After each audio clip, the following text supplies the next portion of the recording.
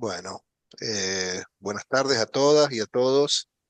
Estamos en una nueva reunión del Centro de Estudios en Derecho de Daños, que es un centro que funciona en el marco del Departamento de Derecho Civil de la Universidad Nacional de Córdoba, Cristian, y que ha sido formado hace 4 años para acoger sobre todo a los más jóvenes y darles las vías para que puedan continuar estudiando y investigando y publicando. Tenemos también una revista que se llama Centro de Estudios del Centro, que nos gustaría mucho tener un trabajo tuyo también. Estamos sacando en este mes el número 3, es decir, estamos sacando dos ejemplares, 2 volúmenes, es digital, ¿no? Y está dentro de las revistas catalogadas por la Universidad Nacional de Córdoba. Así que ya luego, a través de Leonardo, que también está dentro del grupo de la revista, le vamos a hacer llegar nuestra invitación a ver si para el número 4 tenemos una sección dedicada a la doctrina extranjera, así que nos encantaría tener un trabajo tuyo. Este centro tiene el nombre de una ex profesora de la casa, una autora muy prolífica y muy fructífera, que ya no vive, que se llama Matilde Zavala de González, quien ha sido una profunda conocedora del derecho de la responsabilidad civil, derecho de daños. Eh, y bueno, hoy te tenemos a vos por invitación de Leonardo, así que Leonardo va a hacer tu presentación. Muchas gracias en nombre de todos. Estoy hablando No, yo porque por este año todavía sigo siendo el director, pero ya la, en febrero del año que viene mm, vamos a elegir las nuevas directivas y por principio no hay reelección. Primero fue el profesor Pizarro, que es nuestro referente, luego me tocó el a más mí, que viejo soy, por eso. que soy también titular de una de las dos cátedras, pero ya desde el año que viene, por elección de los miembros, se va a elegir el nuevo directivo. Así que muchas gracias, Cristian, y nuevamente agradecido por el esfuerzo y por tu bondad y tu generosidad. La acompañamos. Leo, Eh, gracias. Bueno, yo también, digamos, comparto las palabras de agradecimiento al profesor Aedo por participar de este encuentro en el marco de Centro de Estudios de Derecho de Daños de la Universidad Nacional de Córdoba. Como dije anteriormente, el profesor Aedo es un referente en la materia, es una persona sumamente generosa y es una persona que trabaja y publica mucho, sobre todo temas vinculados a la responsabilidad civil, a obligaciones, a derecho romano. Tiene trabajos sumamente interesantes. Últimamente he leído mucho de él en materia de causalidad, de culpabilidad. eh, y bueno, es doctor en Derecho por la Universidad de Deusto en Bilbao, profesor de Derecho Civil en la Universidad Católica de la Santísima Concepción, director del Departamento de Derecho Privado y del doctorado en Derecho, autor de diversos libros y publicaciones.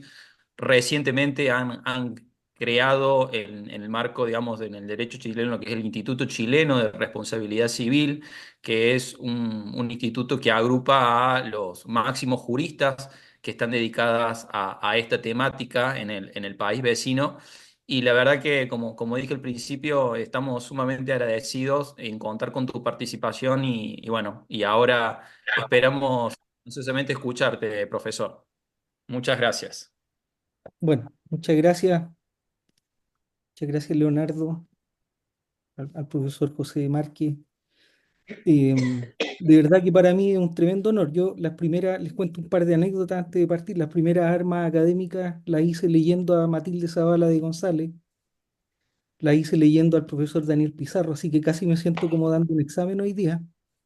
Y mi primer libro fue sobre daño moral, así que, bueno, era lectura casi obligatoria en esos tiempos en Chile leer al profesor Pizarro, a la profesora Matilde Zavala. Aprendí muchísimo leyéndolos. Así es que, no, un gran honor realmente estar aquí hoy día. Y sigo aprendiendo leyendo a los digamos, hermanos argentinos. Así que muchas gracias. ¿Mm? Bien, bueno, tengo que hacer una prevención. Y yo sé que el Código Civil argentino, civil y comercial argentino, se estructura probablemente sobre una idea distinta a la manera en la que se estructura el Código Civil. Si uno mira el artículo 1716 y el 1721. Pero también lo que voy a tratar de hacer en esta breve presentación es cambiar un tanto el eje de la discusión entre culpa y riesgo, ¿ya? Entonces lo que voy a hacer es plantear la idea de la culpa tal como la dogmática chilena y la dogmática comparada la entienden, y comparar esa idea de la culpa con la idea del riesgo como fundamento de la responsabilidad objetiva. ¿Mm? Entonces, lo que voy a tratar de desmontar, digámoslo así, sin pretensión alguna de convencerlo, sino simplemente presentar el problema, son dos cuestiones. Primero, que la culpa, y esto es algo que podemos estar de acuerdo, no es subjetiva. Segundo, que no hay un sistema de responsabilidad objetivo por diferencia de uno subjetivo.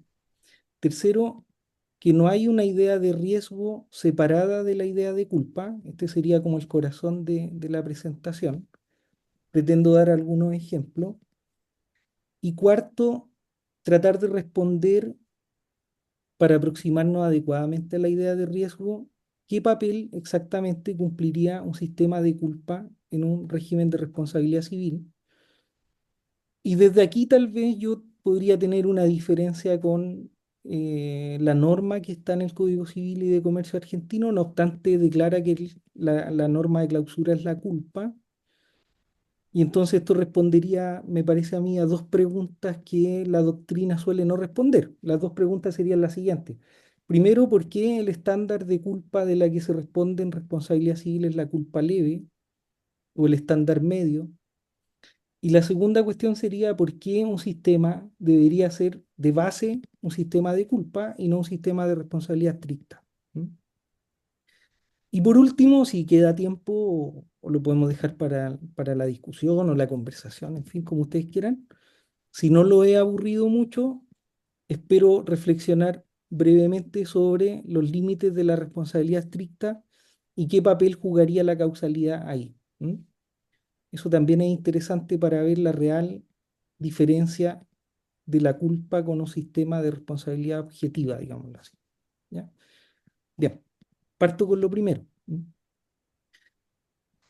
La primera cuestión sería saber qué es la culpa en la responsabilidad civil si yo quiero contraponerla con un sistema de riesgo. ¿Mm? O un sistema de responsabilidad objetiva. Entonces, esta pregunta yo diría tiene tres dimensiones. La dimensión histórica usualmente corresponde a una especie de relato que se instala en el derecho civil en orden a que la culpa de la codificación está teñida de una cierta moral cristiana, y entonces desde esa perspectiva sería una suerte de reproche subjetivo. ¿Ya? Una parte importante de la doctrina habla de un pecado, una suerte de símil del pecado jurídico, porque verían en las normas de responsabilidad algo así como un reflejo de la cultura cristiano-católica o cristiana en general. ¿Ya? Miren, esto lo podemos discutir o lo podemos conversar con más detalle después, pero yo creo que no hay bases históricas suficientes para afirmar algo así tan livianamente. ¿M? Yo creo que eso hay que pensárselo un poco mejor.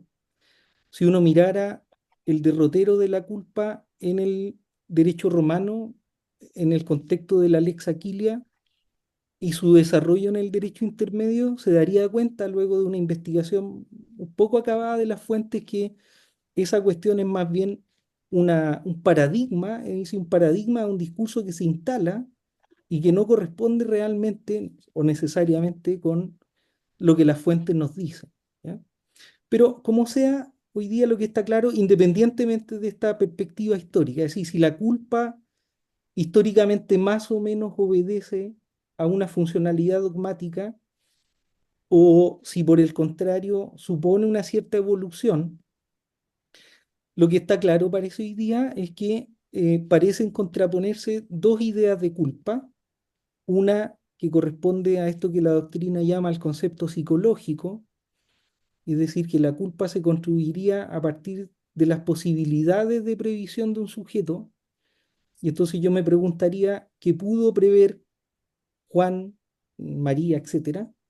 Y eso, si uno fuera estricto con un concepto psicológico, habría solo culpa ahí donde hay representación. Pero como sabemos, la culpa envuelve una previsibilidad abstracta, pero esa posibilidad abstracta se construye en función de un reproche al sujeto en concreto, ¿ya? No obstante, en la dogmática moderna, como les decía, parece que es más admitido que la culpa obedece a esto que la doctrina llama el concepto normativo, es decir, que no se trataría de construir el juicio de culpa sobre las posibilidades de previsión del sujeto. Yo no me pregunto qué pudo haber previsto alguien en concreto, sino que el juicio de culpa envuelve un elemento normativo que se agrega a la previsibilidad, y entonces se habla de la falta de la diligencia debida, ¿ya? O infracción del deber de cuidado. La pregunta entonces no es qué pudo prever alguien, sino qué debió haber previsto, ¿ya? Y eso cambia completamente el eje de la pregunta, porque la cuestión no tiene que ver con las posibilidades concretas de previsibilidad, sino que tiene que ver con un modelo, ¿ya? Porque la pregunta dogmática sería la siguiente: ¿qué debió haber previsto alguien conforme a qué? ¿Mm? Eh, le- También, si uno mirara el derecho comparado y el derecho chileno, en esta pregunta hay una respuesta más o menos uniforme, porque ese deber de diligencia, digámoslo así, es decir, el juicio de culpa se construiría de tres maneras. Una posibilidad sería que el deber estuviera en la norma, lo que supone que, a mi juicio, no siempre se expresan estos términos, pero a mi juicio supone que el estándar esté en la norma, dado que si la culpa supone infracción de un deber de cuidado, la culpa supondría, lo dejo así entre comillas, siempre infracción de norma.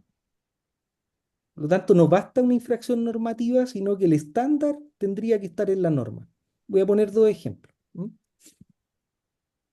El primer ejemplo, que es el ejemplo clásico de esto que en Chile llamamos culpa contra legalidad, o en el derecho comparado culpa infraccional, son los accidentes de tránsito. Si ustedes piensan en la velocidad vial, una persona incurre en culpa cuando traspasa la velocidad vial.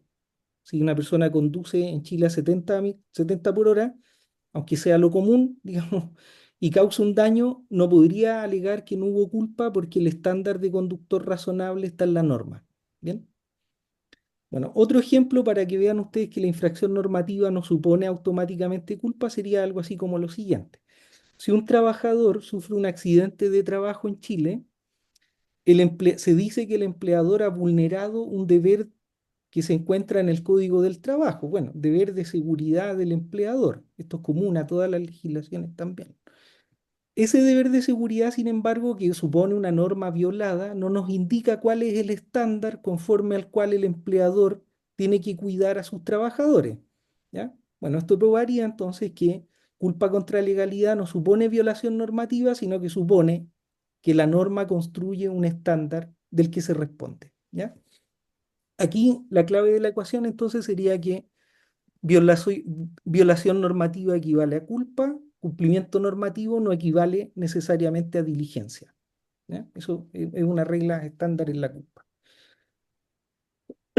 Segunda posibilidad de construcción de este deber sería que el juez recurriera a actividades que se autorregulan, y entonces el ejemplo clásico aquí sería la actividad profesional y en particular la actividad médica. Esto nosotros, como sabemos, si queremos juzgar la diligencia de un médico o la negligencia de un médico, tendríamos que mirar esto que llamamos en todas partes la lex artis, ¿m? La lex artis médica. Y entonces más o menos se daría una ecuación jurisprudencial, si uno mira los fallos, de que si se vulnera la lex artis, habría culpa, y si se cumple la lex artis, habría diligencia. Aquí suele operar de otra manera el juicio de culpa en el cumplimiento, digamos, del estándar. Em, si uno mirara la lex artis, también ahí uno podría encontrar, al menos en materia médica, esto que la doctrina llama como deberes típicos que conforman el estándar. Por ejemplo, en muchos casos la actividad médica viene regulada por protocolos que son de carácter administrativo y que le indican a un médico cómo tiene que actuar frente a determinada patología o situación. En Chile, por ejemplo, hay protocolos médicos, así como anecdótico les cuento, frente a la mordedura de la araña de Rincón. Yo no sé si conocen la araña de Rincón, pero es una de las arañas más peligrosas del mundo. Si a ti te muerde una araña de Rincón y no se sigue cierto procedimiento estricto, tú puedes perder una extremidad, por ejemplo. Bueno, hay un protocolo del Ministerio de Salud para el tratamiento de la mordedura de la araña de Rincón, ¿ya? De manera que podemos verificar con mayor facilidad si un médico se aparta del Alex Artis porque tenemos un constructo normativo. Muchos consideran que estos casos que abundan en materia médica serían más bien casos de culpa contra legalidad, porque culpa contra legalidad no supone que el estándar esté en una ley en un sentido estricto, sino en una norma positiva que permita entonces comparar ese comportamiento con la norma, ¿ya? Y lo común en materia médica sería que el comportamiento médico esté ponderado en términos de esto que se llama deberes atípicos, y entonces la falla de la Lex Artis puede configurarse o en el diagnóstico o en el tratamiento o en ambos, ¿ya? Eh, bueno, si uno mirara en particular la responsabilidad médica, al margen de la Lex Artis, se ha construido una discusión muy interesante eh, en el derecho comparado chileno, también en el derecho argentino, con el deber de información. ¿Mm? Y ahí la discusión tiene que ver con el alcance del deber de información, más que con la configuración del estándar de comportamiento. Les voy a poner un ejemplo para que ustedes puedan mirar este problema en la dimensión que quiero plantearlo.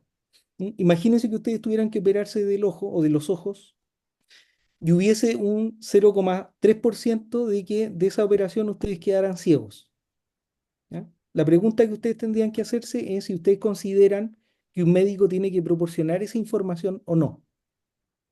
Si la respuesta es sí, el deber de información no se conforma en la valoración del comportamiento con la culpa, ¿ya? Esto es lo que creen algunos autores. Otros autores, en cambio, consideran que un médico tiene que entregar información sobre los riesgos medios, porque el problema de entrega o no entrega de información es un problema de culpa. Entonces no habría que entregar información sobre riesgos mínimos de de una intervención, por ejemplo. ¿Mm? Al margen de la responsabilidad médica, como la actividad del médico se atribuye a una institución, uno tendría que mirar casos también en la responsabilidad institucional, casos de apartamiento de Lex Artis, digámoslo así, o de estándar de personal no médico. El personal no médico también tiene cierto estándar de comportamiento.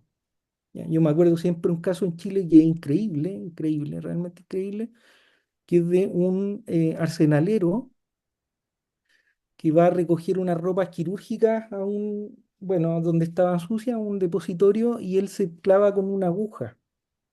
¿Ya? Entonces el tipo va a dejar la aguja al lugar donde se recicla la aguja y le informan que esa aguja había sido empleada con un paciente con SIDA. Bueno, ahí ustedes tienen a lo que me quiero referir con estándares o normas de comportamiento institucional, ¿ya? Esto también se ve, por ejemplo, en las infecciones intrahospitalarias. Bien, aquí yo diría el gran problema que tal vez sobrepasa un tanto el derecho civil sería cuánto el juez tiene que resolver un problema de esta naturaleza atendiendo al criterio técnico, ¿ya? Por ejemplo, ¿podría un juez considerar que hay culpa a pesar de que un peritaje médico le dice que se cumplió con la Lex Artis? ¿Mm? Es un problema muy interesante. Y hay otros problemas más en responsabilidad médica, por ejemplo, problemas de información que se traducen en lesiones físicas a pesar de que no hubo infracción a la Lex Artis, o problemas de información que no hay lesiones físicas, pero se discute si se puede demandar a pesar de esos daños. Todos esos problemas envuelve la responsabilidad médica y se pueden englobar en esta idea de actividades autorreguladas. Bueno, pongo el ejemplo de la responsabilidad médica porque es más notorio, más claro, ¿m? Es más paradigmático. Em, bueno, en tercer lugar, que sería lo más común, digámoslo así, si en ausencia de una norma o de actividades autorreguladas, le correspondería al juez construir el estándar de comportamiento. ¿Ya? Cuando yo estudié esta materia, aquí me voy a poner un poco localista, pero es interesante lo que voy a contar del Código Civil chileno. Cuando yo estudié esta materia hace muchísimos años atrás, en mis cursos, o sea, en los cursos que nos enseñaban, nos hacían un famoso paralelo entre la responsabilidad contractual y extracontractual. ¿Ya? Entonces, el Código de Bello, a diferencia del francés, tiene una tripartición de culpas. Culpa grave, leve, levísima. Y la enseñanza era la siguiente: en materia contractual, la culpa se gradúa porque se entendía que esta tripartición se aplicaba a la materia contractual por otra norma que está en el Código Civil, y en materia extracontractual no. Esta era la idea tradicional, que en materia extracontractual, como decían los franceses, se respondían de un polvo de, de un polvo de culpa. O sea, cualquier aire, cualquier cosa que oliera a culpa se respondía. Y esto viene de un pasaje del Digesto, Digesto 9244, que dice que illegia aquilia culpa levis venit, o sea que en la lex aquilia se aplicaría una especie de culpa levísima. Ya. Yo diría que esta idea tradicional, si uno realmente asumiera que la culpa obedece al concepto normativo que estamos analizando, es una idea que se debería abandonar. En el derecho chileno al menos, y lo que yo logro ver del derecho comparado, el acuerdo hoy día es que el estándar del que se responde corresponde a esto que llamamos culpa leve. ¿Ya? Es decir, que se responde de acuerdo a un estándar medio de comportamiento. ¿Sí? En la construcción de este estándar, en general, en Chile al menos seguimos el criterio de los Massoy-Tank. Son unos autores franceses que, como saben ustedes, bueno, la traducción es de Argentina, así que tienen un tratado muy famoso de responsabilidad extracontractual. Y ellos ahí dicen, tomando tanto la idea de Chironi, que este estándar de comportamiento, la persona razonable, el hombre medio, según el tipo de juicio que yo pueda hacer de este estándar, eh, se construye según la actividad. Entonces se trataría de un estándar medio para la actividad médica, para el abogado, etcétera. No un único estándar, sino un estándar según la actividad. Esto es lo primero que relativiza el juicio. Y lo segundo, dicen los Masoidonk, no hay que considerar, dicen ellos, con alguna crítica de Binet, cuestión que en el Código Civil argentino ya estaba más o menos superado en el Código de Vélez-Sarsfield, no hay que considerar las circunstancias intrínsecas, ¿ya? Es decir, no hay que considerar la edad, el sexo, etcétera. Claro, yo sé que el Código Civil argentino, y este también lo incorpora, tiene un criterio mixto de construcción del estándar, pero en general, en el derecho comparado, o al menos en el derecho chileno, se entiende que el juicio sería objetivo. No habría que considerar. Biney discute algunas de estas circunstancias, por ejemplo, que en cualquier actividad no haya que considerar, por ejemplo, el sexo o la edad, es una cuestión que pudiera ser discutible. ¿Ya? Y por el contrario, dicen estos autores, hay que considerar las circunstancias de tiempo y lugar. Y esas circunstancias de tiempo y lugar sería los elementos que ellos llaman extrínsecos. Ahora, a mi juicio, como voy a tratar de mostrar después, este elemento es clave en la culpa. Es decir, se le presta poca atención, pero ¿qué tipo de evaluación supone la culpa? Eh, para entender qué tipo de evaluación supone la culpa, habría que prestarle más atención a este requisito y después voy a poner algún ejemplo sobre eso. Bien, hasta aquí es más o menos un resumen de cómo el juicio de culpa se construye, ¿ya? La pregunta ahora sería la siguiente. Dos preguntas que adelanté en el comienzo. La primera es, ¿por qué habría que responder de la culpa leve en materia de responsabilidad extracontractual? ¿Por qué no habría que responder de la culpa grave o de la culpa levísima? ¿Mm? En Chile esta discusión se ha tenido de alguna manera. Por ejemplo, hay algunos autores que dicen que los urgenciólogos deberían responder de culpa grave, porque no tienen todo el tiempo para hacer evaluaciones médicas. o que en materia de accidente del trabajo el empleador debería responder de culpa levísima. ¿Ya? Bueno, la pregunta sería, ¿por qué dogmáticamente podemos sustentar que se responda de culpa leve? ¿Mm? Eso es lo que voy a tratar de sostener ahora. Segunda cuestión, ya para acercarme al tema de la exposición.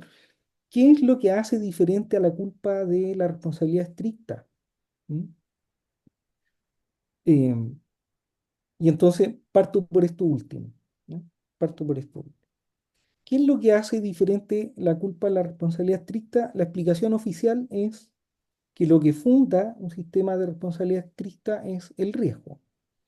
¿Ya? Si yo desarrollo una actividad, asumo el riesgo de la actividad o de la ganancia que obtenga, y entonces el riesgo aparece como un elemento de distinción de la culpa. ¿Ya? Bueno, este enfoque es el que a mí me parece incorrecto. Dicho así, planteado así, es un enfoque que parece que no satisface adecuadamente la diferencia. ¿Mm? Eh, por ejemplo, pensemos en casos como, para aproximarnos a la diferencia, pensemos en casos como, por ejemplo, la responsabilidad por daño nuclear, que es común a todos los ordenamientos. ¿Mm? Y pregúntense por qué la responsabilidad por daño nuclear es una responsabilidad estricta. ¿Mm? Esa sería la cuestión que tendríamos que preguntarnos. Y a mi juicio, lo que responde esa pregunta no es algo que se me ocurra a mí, sino que es algo que está uniformemente admitido en el derecho comparado y en el Código argentino también, es que no se trata solo de riesgo, sino que se trataría de que fuera una actividad peligrosa, o sea, de algún tipo de riesgo. Sí, ¿y cómo sabemos que una actividad es peligrosa? Bueno, yo diría, pensemos qué es lo que puede hacer la víctima frente a un daño nuclear. ¿No? ¿Qué puede hacer la víctima para prevenir ese daño? ¿Qué medidas de control puede tener frente a ese daño? Si la respuesta obviamente es que no puede asumir medidas de precaución razonables o que le podamos exigir socialmente, entonces eso justificaría un sistema de responsabilidad estricta. ¿Mm? Voy a plantear la pregunta inversa ahora. ¿Por qué no podríamos fundar, por ejemplo, la responsabilidad médica en la responsabilidad objetiva o estricta? ¿Mm? ¿No se protege mejor a la víctima con un sistema de responsabilidad objetiva? ¿Por qué la responsabilidad médica no podría ser objetiva? ¿Ya? Cuando yo hago esta pregunta, normalmente los estudiantes me dicen, bueno, porque nadie querría dedicarse a la medicina. Yo les digo, probablemente la gente se va a dedicar a la medicina, pero el problema tiene que ver con la asignación de costos. ¿Qué es lo que haría un médico si tiene que responder de todos los riesgos de una intervención? ¿Mm? Va a contratar seguro y el costo de ese seguro lo va a transferir. Bueno, ¿qué es lo que estoy diciendo con estos ejemplos? Lo que estoy diciendo es que, a mi juicio, un sistema de culpa también es un sistema de riesgos. ¿Ya? Es decir, la responsabilidad civil es un sistema de riesgos. O sea, la culpa no es ajena al riesgo. La cuestión no está en la diferencia con el riesgo, sino en cómo el riesgo se distribuye en un sistema de responsabilidad. ¿Mm? De manera tal que solo se justificaría una responsabilidad estricta allí donde el riesgo social fuera anormal, porque eso justifica que el potencial dañante asuma la totalidad del riesgo de la actividad. ¿Ya? La culpa entonces aparecería justificada cuando la actividad social es de un riesgo ordinario o normal. Si ustedes podrán convenir conmigo que todas las actividades sociales son riesgosas, todas. ¿Ya? La cuestión entonces no tiene que ver con el riesgo, sino con el tipo de control que le imputamos o le imponemos al potencial dañante. ¿Ya? Y aquí viene la segunda respuesta a la pregunta que formulé. ¿Por qué el potencial dañante tendría que responder de culpa leve? Bueno, ahora esto adopta razonabilidad, porque la culpa leve significa que el potencial dañante responde de una órbita de riesgos propias de esa actividad y no de la totalidad de los riesgos. Voy a poner un par de ejemplos. ¿Mm? Caso chileno. Una trabajadora va camino a su trabajo y la violan. ¿Mm? Pregunta, ¿responde el empleador por accidente de trayecto? La Corte Suprema dijo que no, no respondía, porque ahí no había culpa. ¿Mm? ¿Por qué no había culpa? porque no parece que sea un tipo de riesgo por los que deba velar. Pero miren lo interesante. Si yo, por ejemplo, pongo sobre la mesa un par de cuestiones fácticas, el juicio podría cambiar. Si yo, por ejemplo, les dijera que la trabajadora tenía turnos de noche, o les dijera que tenía que caminar por un lugar descampado, probablemente ustedes van a decirme que ahí hay culpa. ¿Por qué? Porque esto es lo que yo les había advertido. En la culpa, en la construcción del juicio de culpa, es muy importante esto que la doctrina francesa llama las circunstancias de tiempo y lugar. Porque la relativo en la culpa no tiene que ver con el sujeto, sino que tiene que ver con los riesgos. ¿Ya? Es decir, lo concreto en la culpa son, es decir, a mi juicio, en la culpa hay un reproche de riesgos concretos de la actividad. ¿Ya? Por eso, las alegaciones de haber adoptado medidas de cuidado generales nunca son suficientes para salvar el reproche de culpa. De lo que se trata es de adoptar medidas frente al riesgo concreto de la actividad. ¿Ya? Y el ejemplo que le acabo de poner creo que lo prueba. ¿Mm? Otro caso. em, Otro caso sería el de nuevo accidente del trabajo, una trabajadora que trabaja para una empresa que presta servicios de paisajismo y jardinería para un municipio. La trabajadora está con sus medidas de seguridad, está trabajando, ellas trabajan normalmente en la acera. Un tipo que venía ebrio en un vehículo la atropella y la mató. Se demandó al empleador y al municipio por accidente del trabajo y la Corte Suprema, de nuevo, entiende que no hay culpa. ¿M? Porque lo que quiere decir exactamente ahí la culpa es que en un sistema de culpa, es decir, en un sistema de actividad social de riesgo ordinario, tú respondes de una órbita de riesgos que tiene que ver directamente con tu actividad. ¿Ya? Eso también supone correlativamente, y este es un tema que podríamos discutir con más tiempo, si quieren, que la propia víctima le toca asumir medidas de control. ¿Ya? Hasta donde yo me acuerde, porque vine a esta jornada justamente acá en Córdoba, hasta donde yo me acuerde, la conclusión de las jornadas nacionales de derecho civil en Argentina, y creo que tienen toda la razón, es que la culpa de la víctima es una cuestión que solo puede discutirse en un sistema de culpa. Puede que esté equivocado, pero yo estaría de acuerdo con esa afirmación.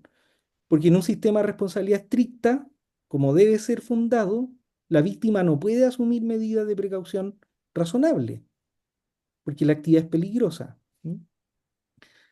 Y otro ejemplo ahora para que piensen, le den un poco vuelta sobre la responsabilidad por el hecho ajeno, que en el sistema europeo y en el Código Civil argentino es un sistema de responsabilidad estricta, y en nuestro sistema es un sistema de presunción de culpa. Miren, el caso es el siguiente. Ustedes saben que en Chile somos buenos para pocas cosas, pero para lo que sí somos buenos para el vino, ¿cierto?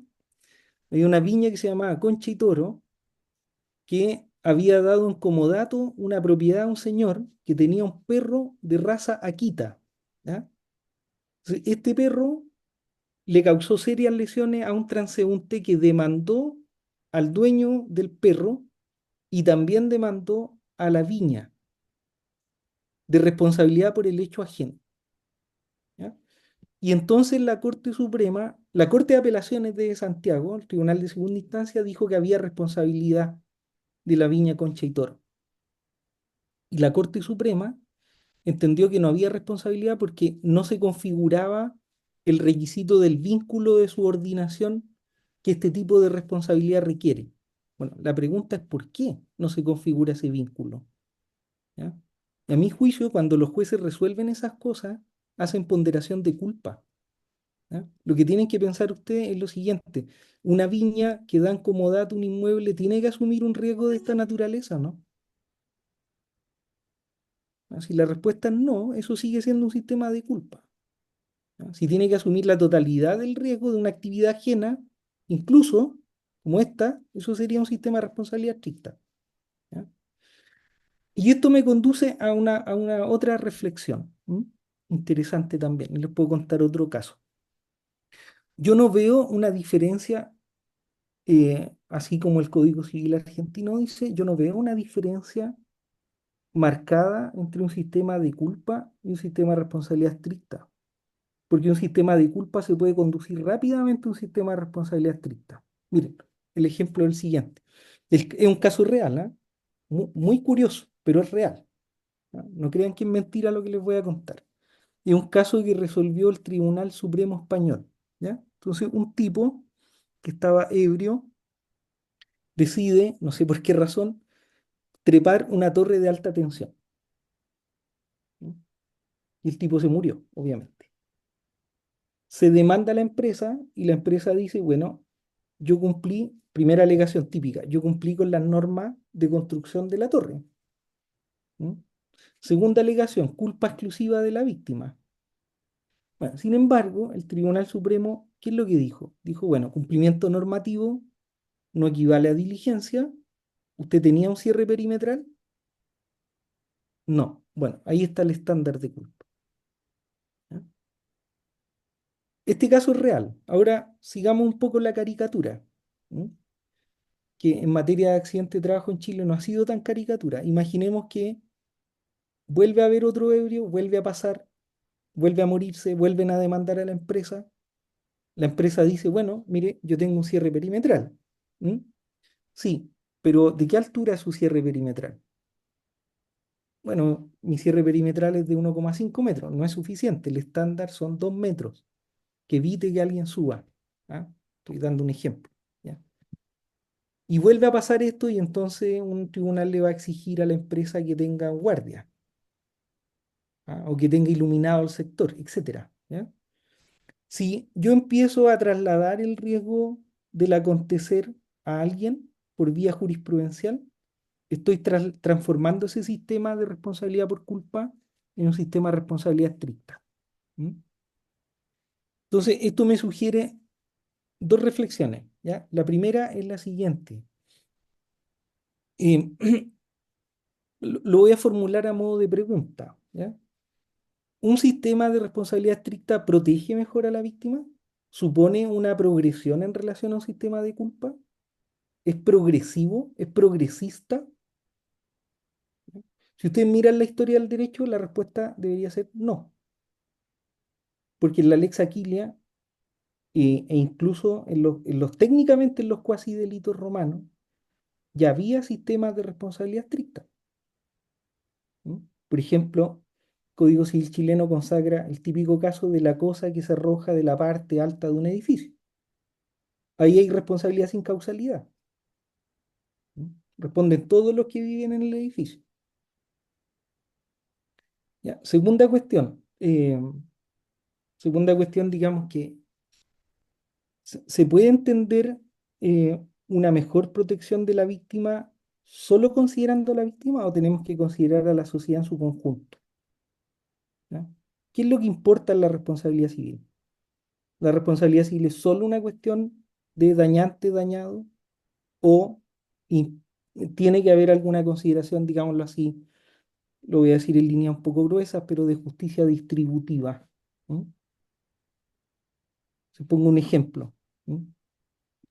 Em, Imagínense que esto pasó en Chile más o menos, pero yo lo estoy exacerbando un poco. Hay un supermercado en Chile que se llama Jumbo, ¿ya? Que tiene la característica de que los estacionamientos son gratuitos. Esa política no la van a cambiar, nunca. ¿Mm? Pero supongamos que el Jumbo se viera obligado a indemnizar sistemáticamente por cualquier tipo de daño que sufran las personas que estacionan sus vehículos ahí para ir a comprar al supermercado. ¿Ya? No daños razonables, sino cualquier tipo de daño. Jurisprudencialmente le vamos a atribuir todo el riesgo de los estacionamientos. No importa lo que los tipos dejen adentro, el Jumbo va a tener que responder, digámoslo así. ¿Mm? No importa el tipo de daño. ¿Ah? Asume la totalidad del riesgo. Bueno, mi pregunta sería, ¿qué va a hacer ese supermercado en esa hipótesis o esa empresa, digamos? Y tal vez una respuesta frente a esto es que va a trasladar ese costo. ¿Ya? Y ese costo lo va a terminar pagando el consumidor. Y entonces el consumidor que anda a pie va a financiar al que anda en vehículo. ¿Mm? Ya, entonces la pregunta interesante aquí es si la responsabilidad civil tiene que hacerse cargo de ese tipo de preguntas o no. o si basta la consideración dañante-dañado. ¿Ya? Sí, lo que quiero decir con esto es que la ponderación de la culpa y la responsabilidad estricta da cuenta de este tipo de problemas, ¿m? De fundamento, digámoslo así. Bien, y como he hablado mucho, voy a ser muy breve en la última parte que prometí que iba a decir, que tiene que ver con la construcción de la imputación en la responsabilidad estricta y los límites de la responsabilidad estricta. ¿Ya? Muy breve. Y voy a terminar también con una reflexión ahí. La cuestión es la siguiente. Ustedes estarán de acuerdo conmigo en que por mucho que sea estricta la responsabilidad, no es un seguro social. ¿No? Eso quiere decir entonces que, como sabemos, para que haya responsabilidad estricta tiene que haber una relación de causalidad. ¿Cómo se construye esa relación de causalidad en la responsabilidad estricta? ¿Mm? Aquí la respuesta estándar de la doctrina, si uno, por ejemplo, leyera Basozábal o algún autor relevante en la materia, es que los criterios normativos de causalidad son relevantes. Por ejemplo, el fin de protección de la norma. ¿Mm? Determina la órbita de la responsabilidad. Fuera del fin de protección de la norma, entonces ingresaríamos al campo del caso fortuito. ¿Ya? Una cuestión interesante, si uno pensara en criterios normativos de causalidad, entonces sería así.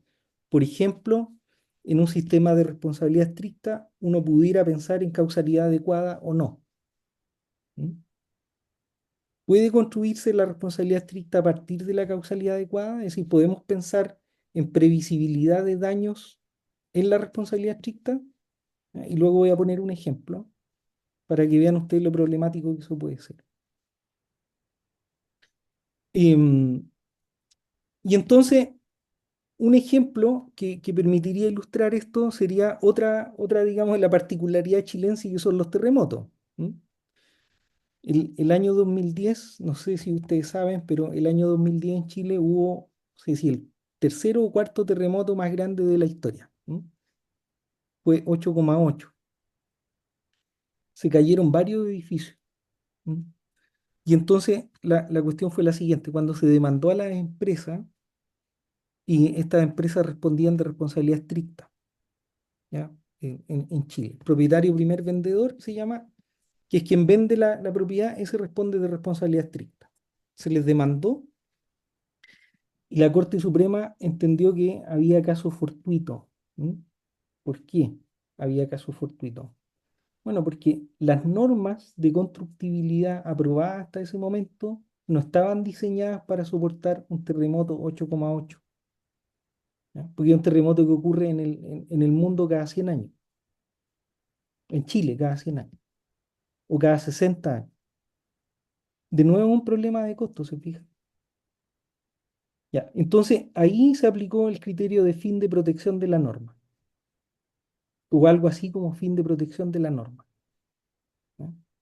Algo así como si la Corte Suprema dijera, mire, las normas que regulan la constructibilidad están para amparar a las víctimas frente a cierto nivel. ¿M? Y aquí se configuraría un caso fortuito. Ese fue el tipo de decisión. Por supuesto, hoy día en Chile se construye pensando en un terremoto 8,8. ¿No? Pero ¿podemos anticipar causalmente eso? Esa es la cuestión. ¿Hasta dónde podemos anticipar? Si hubiese en Chile hoy día un terremoto como el de Valdivia, 9,5, podríamos pensar en un caso fortuito, ¿no? Esto es muy interesante porque hoy hay más o menos acuerdo en que el caso fortuito se construye, la inevitabilidad, por ejemplo, se construye relativamente, no absolutamente. ¿Mm? Y entonces esto, digamos, esta manera de construir la causalidad, esta manera de construir el caso fortuito, no sé a ustedes, pero a mí me parece muy parecida a la culpa. ¿Mm? Voy a cerrar con un caso, ¿m? Un caso que a lo mejor nos permite pensar el problema de causalidad versus culpa. ¿M? El caso es el siguiente. Es una empresa, un señor que organiza una carrera que se llama Carrera La Chilena.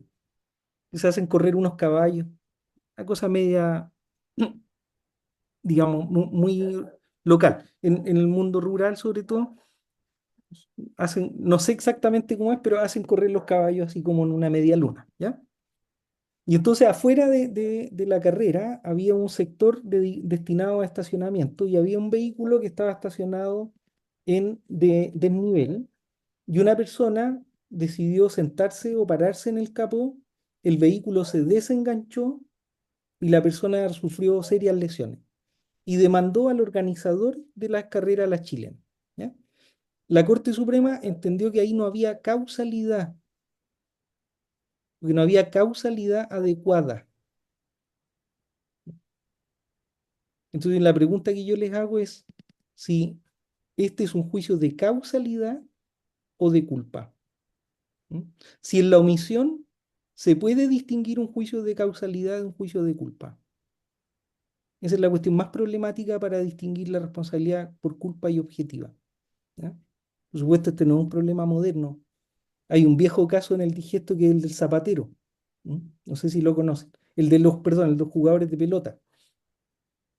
Hay unos tipos que están jugando a la pelota y entonces uno patea la pelota, le da a un barbero que está afeitando en la orilla de la cancha y el barbero, empujado su codo, le corta el cuello al esclavo.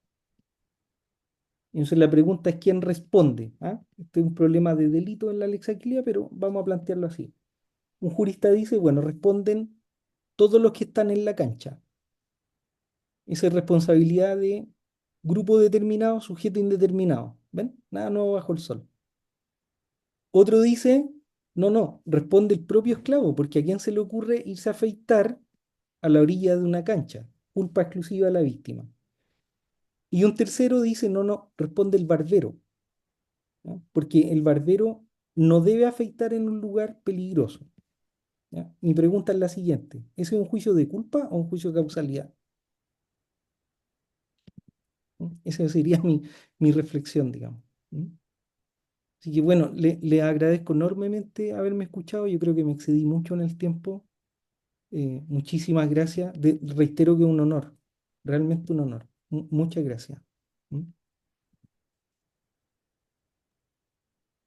Excelente, Cristian. La verdad que nos has dejado una cantidad de temas para reflexionar. Así que pido a los lectores presentes que, bueno, que abran el juego. Aquí tenemos un súper especialista en riesgo. Sabes que tiene un tratado de la responsabilidad por riesgo de 3 tomos, Daniel Pizarro, así que seguramente él va a abrir el juego. Maestro, sí. Ha sido muy esclarecedora, Cristian, tu conferencia. Obviamente que las diferencias entre el sistema argentino y chileno son abismales, pero por basamentos normativos inclusive. Yo me quedé escuchándote el concepto de culpa, eh, que despojado de toda idea de reproche culpabilístico, sea casi como un Sí, concepto normativo. Y la pregunta que te quería hacer es, ¿qué diferencia encuentran entonces entre antijuridicidad y culpabilidad? sí. Mire, ese es un gran problema. Yo podría reseñar muy brevemente la discusión en Chile y le podría decir lo que yo pienso, que es una cosa media Ujú. extravagante, pero le reseño la discusión. En general en Chile hay dos posiciones, diría yo, ¿ya? O tres, más bien. Hay una posición que, siguiendo la doctrina española, niega la antijuridicidad porque dice la responsabilidad civil como Pantaleón no es restaurativa de derechos, por lo tanto la antijuridicidad no es un problema de la responsabilidad civil. Luego hay una segunda razón por la negativa que sería la tipificación de daño, porque como ustedes bien saben, y esto lo aprendí muy bien con Bueres, ¿ah? Leyendo a Bueres. Yo me acuerdo cuando leía a Bueres no entendía nada de lo que decía y después, muchos años después, lo entendí. Gran maestro. Eh, Buere explicaba muy bien en un trabajo precioso que tiene que hay un desvalor de acción y un desvalor de resultado. Entonces, si la antijuridicidad compone estos dos elementos, tipifica el daño y nuestros sistemas no son de daño típico. Por lo tanto, habría que desechar la antijuridicidad. Esa es una primera respuesta. La segunda respuesta es entender que hay antijuridicidad y acá hay tres posiciones. Una posición entiende que es un problema superfluo porque si la culpa es infracción de un deber de cuidado, ahí está la antijuridicidad. ¿Ya? Esta es la opinión mayoritaria, diría yo, en Chile, por ejemplo, la de Barros o la de Pizarro Wilson. Otra posición sería entender que hay antijuridicidad distinta de la culpa. Así, a la manera clásica que antijuridicidad sería desvalor de acción, algo así como conducta contra iure, y que no hay que confundirla con el juicio de culpa. Y una tercera posición, que voy a tratar de fundamentarla, que es la que me parece más lógica, que yo creo que tiene que haber un momento de antijuridicidad, pero en el resultado. O sea, yo creo que hay antijuridicidad como desvalor de resultado, no de acción. ¿Ya? Entonces mis argumentos son los siguientes. Primero, y esta es una cuestión interesante también para la distinción, yo creo que algo nos tiene que decir una norma general de responsabilidad en los sistemas, cualquiera sea este, chileno, argentino, etcétera. Y entonces, siguiendo la idea de Betty, hay que distinguir entre deberes generales de convivencia y deberes en el sentido propio del término. ¿Ya? Si las normas generales de responsabilidad, esto de no dañar a otro, suponen deberes generales de convivencia, ese deber es común a la culpa y a la responsabilidad estricta. ¿Ya? Y ahí está la antijuridicidad. Pero ¿en qué sentido está la antijuridicidad? En el sentido de que cualquier sistema, por muy abierto que sea, tiene que delimitar una órbita de daño resarcible. Y en eso también ustedes podrán estar de acuerdo conmigo. Cualquiera sea el sistema, tiene que haber no se pueden reparar todos los daños en la sociedad, eso es ilusorio. Por lo tanto, tiene que haber algún criterio normativo que delimite daño. Mire, tanto así, profesor, que en Chile, que normalmente se dice que es un sistema abierto y que el daño es la lesión a cualquier interés, camuflan el problema de la antijuridicidad exigiendo que el daño sea anormal. ¿Ya? Bueno, eso quiere decir entonces que hay daños que no se indemnizan, por mucho que sean daños. O distinguimos entre daños y lesiones o molestias, digamos. Una crítica magnífica a esta idea ya la había formulado la profesora Zavala de González. De hecho, yo la cito cuando trato este problema porque ella hablaba de los daños morales mínimos. ¿Ya? Y ahí ella explicaba muy bien que no tiene que ver con entidad de la lesión, sino que con reconocer el interés en la sociedad.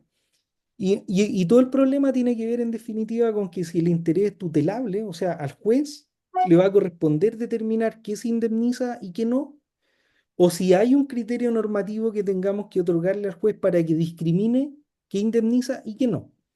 Si ustedes están de acuerdo con lo segundo, como yo lo creo, entonces están de acuerdo con que hay antijuridicidad.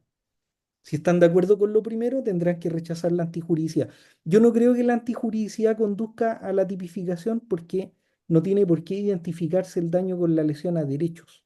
¿Ya? Eso es una cuestión que el profesor Pizarro ha explicado muy bien además. Cristian, o sea que podría haber culpabilidad sin antijuridicidad.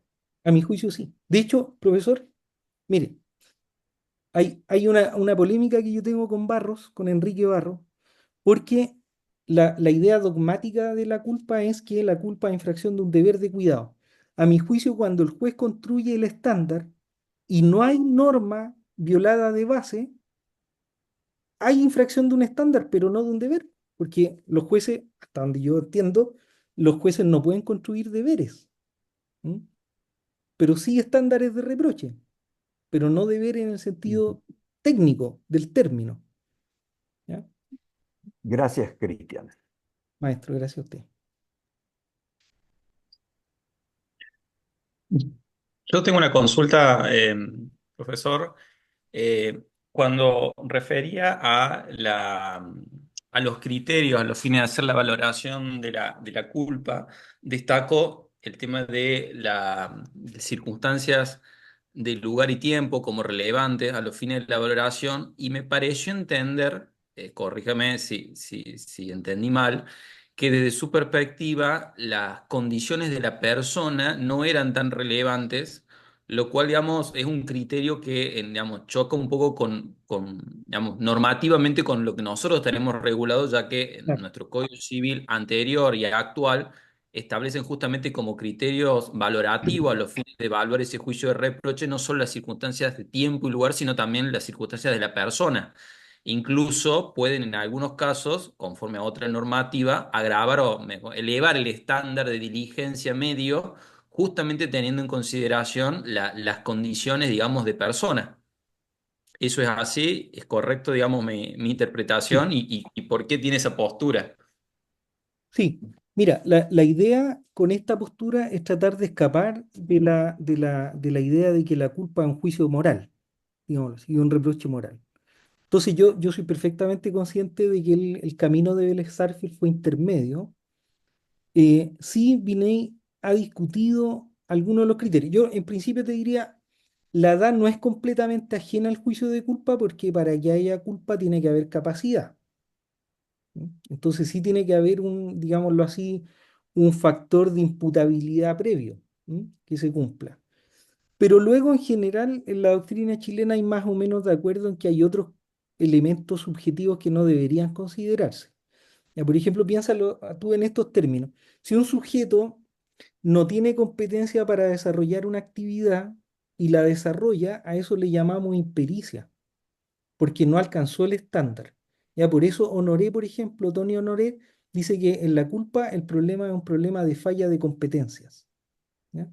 Ahora, si uno fuera riguroso, digamos, con el modelo, si el sujeto está arriba del estándar, uno debería exigir el estándar. La única norma que nosotros tenemos para esto es la definición que Andrés Bello da de culpa leve, que obedece al modelo romano. Dice Andrés Bello en el 44 del Código Civil chileno que culpa leve es la falta de la diligencia que los hombres emplean ordinariamente en sus negocios propios. ¿Ya? Entonces, claro, si es así, si efectivamente es un estándar, uno no debería tomar en cuenta estos factores subjetivos. ¿Ya? Si uno mirara la cuestión histórica, esto es lo interesante, Leonardo. Si uno mirara la cuestión histórica, yo tomara, por ejemplo, la Lex Aquilia. La Lex Aquilia era un sistema de delito romano. ¿Ok? No era un sistema de daño ni de reparación, pero la culpa surge ahí. Hay un primer dato interesante para esta apreciación histórica, que es la culpa, y en esto hay acuerdo, es precristiana. ¿Ya? El concepto, no la idea, no la idea de culpa. Todas las civilizaciones tienen una idea de culpa, pero el concepto jurídico técnico es precristiano. ¿Ya? Ya está abandonada esa idea de que la culpa es de época justinianea. Está abandonada hace unos 60 años atrás. ¿Sí? Ese es un primer dato que algo te tiene que decir. ¿Ya? Entonces no tiene que ver con reproches morales, éticos, subjetivos. Bueno, miremos cómo los juristas romanos pensaban la culpa y tú te vas a dar cuenta que la pensaban como un estándar de reproche. Un estándar de reproche según el tipo de actividad. Hay un famoso caso del carretero en el digesto. Ya. Esa manera de ver la culpa, aunque no es exactamente moderna, porque cumplía otros papeles normativos, uno puede ver un continuo, ¿ya? Histórico. Sí, me parece a mí que es más o menos así. Ahora, claro, si una norma dijera que hay que considerar tal o cual factor, cambia el eje del problema, porque es la norma la que está diciendo eso, pero nosotros en el derecho chileno no tenemos una norma que nos empuje, ¿m? Salvo, aquí está la cuestión, como el detalle de la cuestión, salvo la capacidad, porque algunos han reprochado eso en esta consideración normativa, de que la culpa termina siendo un criterio puramente objetivo, despojado de cualquier consideración subjetiva. ¿M? Bueno, ahí habría que matizarlo. Y por último, yo no descarto, Leonardo, que en algún tipo de actividad estos factores tengan que considerarse. ¿Ya? O sea, tal vez en algún tipo de actividad, la edad, insisto, el sexo puedan ser relevantes. Lo único que importa es que el juez no haga el juicio sobre las posibilidades de previsibilidad. Eso es lo que importa. ¿Ya? Ahí es donde está el error técnico. ¿Mm? Entonces, hay un ejemplo, también un caso muy interesante en la jurisprudencia chilena. El caso te lo cuento para reflejar lo que quiero decir. Un médico opera de la paroscopía de vesícula, ¿ya? La arsenalera de la operación le entregan el láser quirúrgico y lo deposita en la ingle de la paciente y le causa un daño grave, una quemadura grave en la ingle. Se demanda al médico, al hospital, a todo el mundo. Sí, lo relevante de lo que te estoy contando es que el médico lleva a declarar a otro médico que era colega de él que dice lo siguiente. Mira, dice, cuando uno opera de la paroscopía, se para en la cabecera del paciente. ¿Ya? El paciente está tapado con paños quirúrgicos. Entonces el médico agrega, típico de los médicos que hacen juicios jurídicos, ¿cierto? Entonces el médico dice, yo creo que no hay culpa, dice, porque el médico no estaba en posición de prever lo que pasaba en la ingle de la paciente, porque él está tapado por paños quirúrgicos. Luego no hay culpa. Ya, eso es lo que tratamos de descartar, porque la cuestión no tiene que ver con tus posibilidades concretas de previsión, tiene que ver con tu deber de previsibilidad. ¿Ya? Entonces, la pregunta correcta aquí no es si él pudo prever, es qué debió haber previsto. ¿Mm? Algunos estudiantes me dicen, bueno, el médico, como es jefe de la sala, responde de todo lo que pasa ahí. Yo le digo, sí, pero eso es responsabilidad estricta. ¿De todo, de todo? ¿Ya? Bueno, ahí es donde ahí interviene el juicio de culpa, ¿te fijas? Ese es el sentido. Pero insisto, yo no descarto que tengan que tomarse en algunos casos elementos, digámoslo así, subjetivos. ¿M? Todo lo que importa es que el juicio no se construya sobre las posibilidades de previsibilidad, porque entonces eso desvirtúa mi modo de ver la culpa. ¿M? Eso es lo Muchas que quería. gracias, Cristian. Cristian, ¿tuviste referencia a que para ti la responsabilidad objetiva, el hecho de la víctima o del damnificado no tendría incidencia a la hora de determinar responsabilidad, ¿no? Claro, sí, sí. Ni- Claro, Nosotros aquí le damos una función de causalidad al hecho sí, del damnificado. Es decir, si el damnificado ha contribuido total o parcialmente en la producción de su propio daño, se eximirá total o parcialmente al agente dañoso. ¿Eso sí. en Chile no funciona así? Sí, más o menos, sí.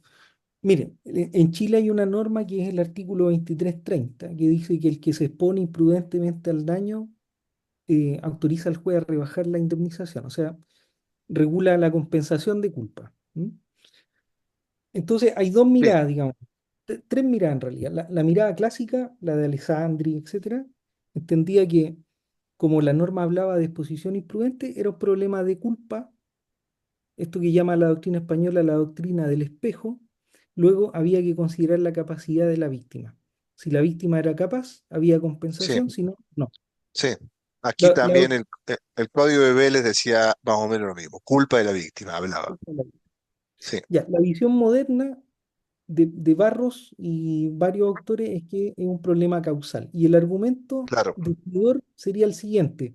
Barros dice, si la culpa es infracción de un deber de cuidado, el deber supone alteridad, supone otro. ¿Ya? Luego no hay autodeberes, no hay deberes consigo mismo, y entonces no puede ser un problema de culpa, dice Barro. Es técnicamente es una carga, ¿ya? Porque si la víctima se expone, está perjudicando su propio interés. ¿Ya? Entonces, ese sería el argumento para estimar que este es un problema causal. Y eso es lo que dice la mayoría de la doctrina. y la ¿Ya? Pero de nuevo, jurisprudencia, es ¿cómo, oscilante, cómo- es eso va y oscilante, viene? va y viene, Claro. es oscilante. Tú sabes que en el Código Civil argentino, hasta el hecho del menor de edad también puede ser considerado causalmente como eh, que produce su propio daño, ¿no? Sí, Y otra cosa me llamó la atención que tú hiciste referencia, porque yo creo firmemente que la actividad de los profesionales, especialmente el médico, debería ser objetiva con seguro obligatorio. Yo creo que deberíamos llevar porque es un ámbito de especial peligrosidad, y la culpa allí juega como protección del médico. Eh, y no porque lo tenga que traer al médico, ¿no? Sino que tendría un problema con la compañía de seguros directamente. ¿Qué piensas tú de esto? Pues hiciste referencia, pero luego no me quedó claro. No, lo que yo creo es que hay la actividad, mi propuesta dogmática es que las actividades de riesgo social ordinario, digámoslo así, yo no comparto la idea de que la actividad médica sea peligrosa, deben fundarse en un sistema de culpa, porque de otra manera no hay forma de explicar dogmáticamente por qué la culpa es el régimen común y, y por qué se responde a un estándar medio. ¿Ya? Y lo que dice el Código Civil argentino también, más allá de la interpretación, porque yo he visto que hay una interpretación ahí en los comentarios que dice que las actividades de riesgo se interpretan analógicamente para casos de actividad peligrosa. Bueno, todos los sistemas tienen esa salida, pero eso no transforma la responsabilidad estricta en la regla. Si la norma de cierre sigue siendo la culpa, deberíamos convenir que eso es para actividades de riesgo social ordinario. Ahora, claro, la única manera en la que podría funcionar una actividad profesional como estricta es, como bien dice usted, con un sistema de seguro social. ¿Ya? Pero los sistemas de seguro social tienden a retornar a los sistemas de culpa. Le pongo un ejemplo. A partir del 1850, en la Europa, digamos, industrial, hasta el 1940 en Latinoamérica, se entendió que la mejor manera de proteger al trabajador frente a un accidente de trabajo era la responsabilidad estricta. ¿Ya? Bueno, el trabajador se enfrentó a problemas análogos a los de la responsabilidad por culpa, porque si no hay la culpa se mete por la ventana en la causalidad. ¿Ya? Y acá no, aquí Entonces, el sistema de responsabilidad laboral es estricto, estricto, bien estricto. Aquí la culpa se cuela muy poco, es muy bueno, pocas veces, aparentemente, es que ese es mi punto, es que porque, aparentemente, porque además hay un sistema de seguros obligatorio que no es social, no es un sistema social, es un sistema privado, ¿no? Que lo paga el empleador ese seguro, no lo paga el Estado.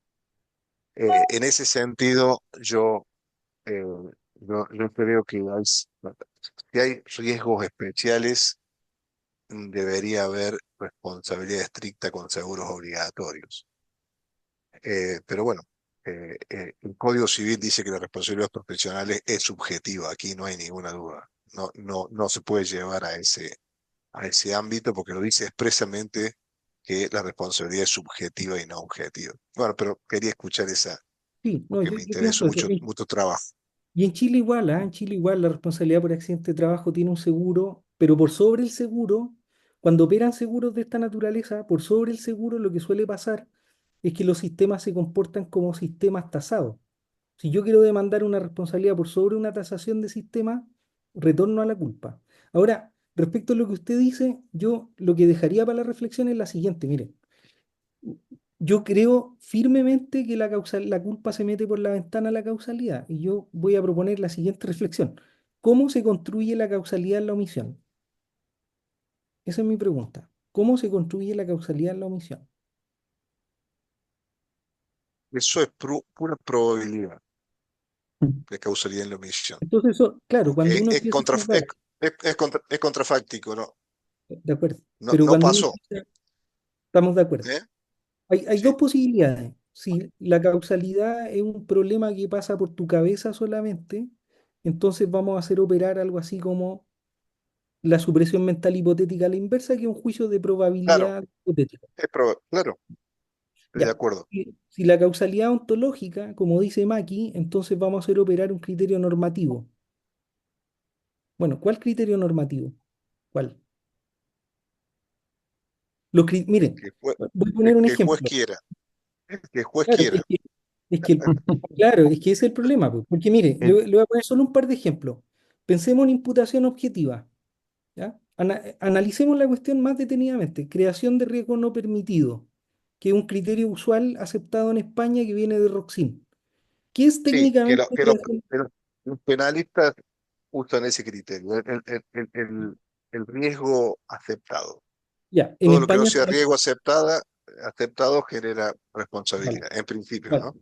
La Sí. pregunta sería, ¿cuándo creo un riesgo no permitido? La respuesta estándar es que cuando infringe un deber de cuidado. Bueno, ¿no le huele eso a culpa a usted?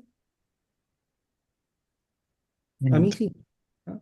Y le puedo poner otros tres criterios de causalidad donde tienen olor a culpa, tienen cuerpo culpa, provisión de regreso, por ejemplo. Bueno, ¿Ah? Fin de protección de la norma.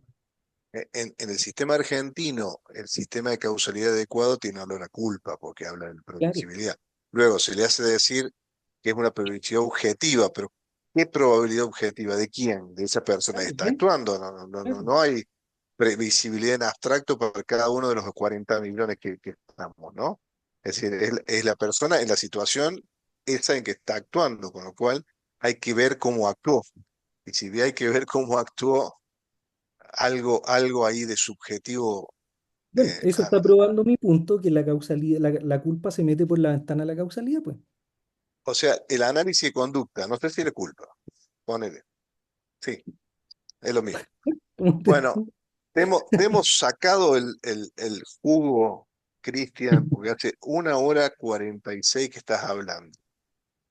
No sé si alguien más quiere hacer alguna consulta o alguna Solo reflexión. agradecerle a Cristian, realmente ha dejado ideas muy sugerentes. eh, Muchas de ellas no nos resultan compatibles porque tenemos un marco normativo diametralmente opuesto. Yo creo que en Argentina el papel de la culpa, sobre todo en materia extracontractual, es modestísimo. Argentina está hoy con tendencias muy fuertes hacia responsabilidades objetivas en donde hay abstracción de la idea de culpabilidad y aplicación de factores objetivos de atribución. Y en materia contractual, me animaría a decir que en los sectores más importantes está pasando lo mismo.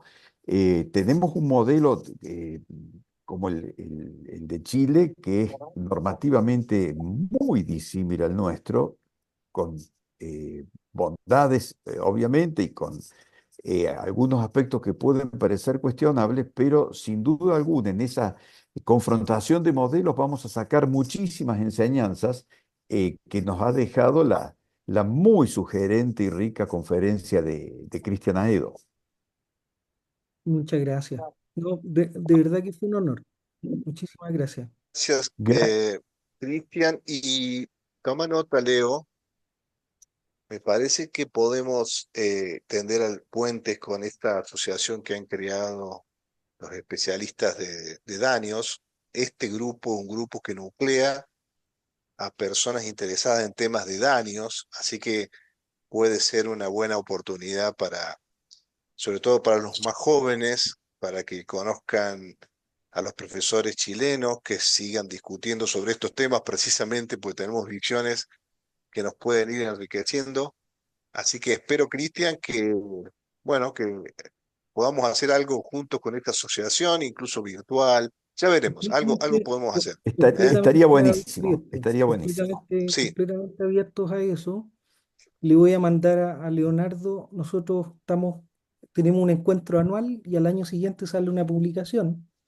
Se la claro. voy a mandar a Bueno, Leonardo si esa y publicación la se la podemos mando de acceder, feliz. sería muy bueno y te vuelvo a comprometer para un trabajo. Yo luego, Leo, mandarle el link para que puedan acceder a los dos primeros volúmenes. Ahí hay trabajos argentinos y extranjeros. Así que nuevamente, Cristian, muchísimas gracias.